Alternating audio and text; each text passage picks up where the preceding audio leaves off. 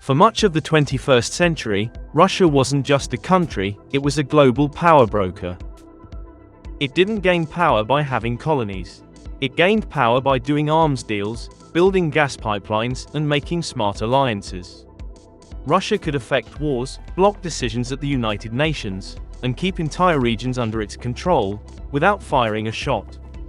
But after Putin's invasion of Ukraine, that shadow has started to shrink. Sanctions, isolation, and war fatigue have forced Russia to pull back. Many of its old client states are drifting away, and the Kremlin's grip on global geopolitics is slipping. And today, it looks like a new power is stepping in, and it's India. So the big question is India replacing Russia in global power politics?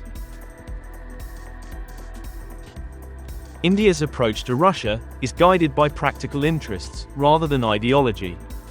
India's ties with Russia are rooted in Cold War-era solidarity, when the USSR supported anti-colonial movements. After colonialism ended, the West found new ways to maintain influence, through strategic manipulation, backing regimes or non-state actors that served its geopolitical interests.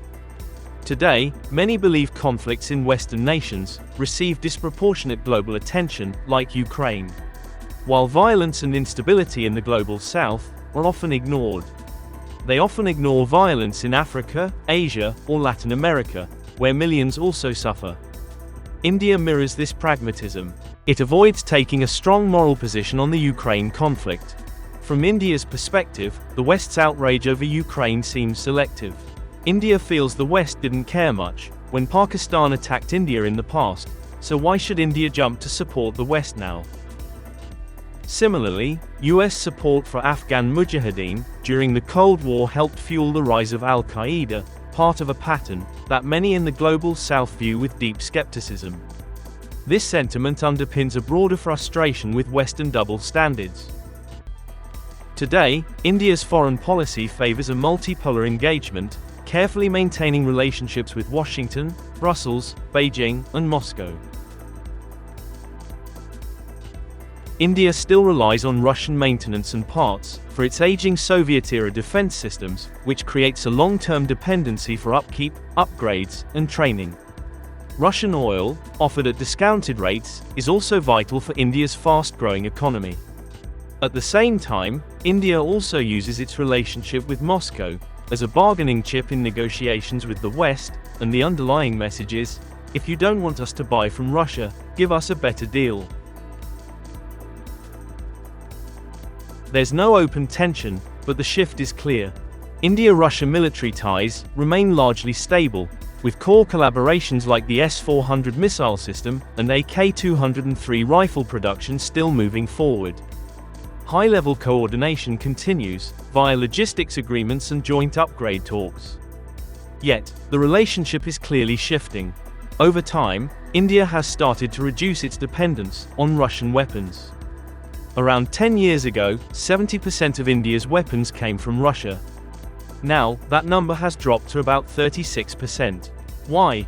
Well, there have been supply delays, plus India's making a big push to build its own defense systems, and it's getting closer to Western partners, especially the US and France. India isn't abandoning Russia, it's just playing a bigger game. At G7 summits, it's welcomed like a partner. At BRICS, it asserts itself, even pushing back on China's dominance. Meanwhile, Western nations are competing to arm India. The US signed landmark tech transfer deals for jet engines and drones. France is offering nuclear submarines. This isn't just diplomacy, it's leverage. India is positioning itself as a key player, one who works with all, but bows to none. India's getting into the defense export game too. Philippines bought the BrahMos missile, the first big Indo-Russian export. But this time, India is leading the sales and promotion, showing its growing role and confidence in the global defense market. Talks are on with Indonesia, Vietnam, and Egypt. Even the Tejas fighter jet, designed in India, is being pitched to Argentina and African nations. And guess what? Many of these were once Russia's customers. Now, they're looking at India. Global trust in India is rising. Not because it's perfect, but because it's seen as a balancer, not a bully. And it offers an alternative to the China-Russia axis without becoming a puppet of the West. So, does India have any real influence over Russia? India's been walking the diplomatic tightrope pretty skillfully. When the Ukraine war began, Western countries stopped buying Russian oil.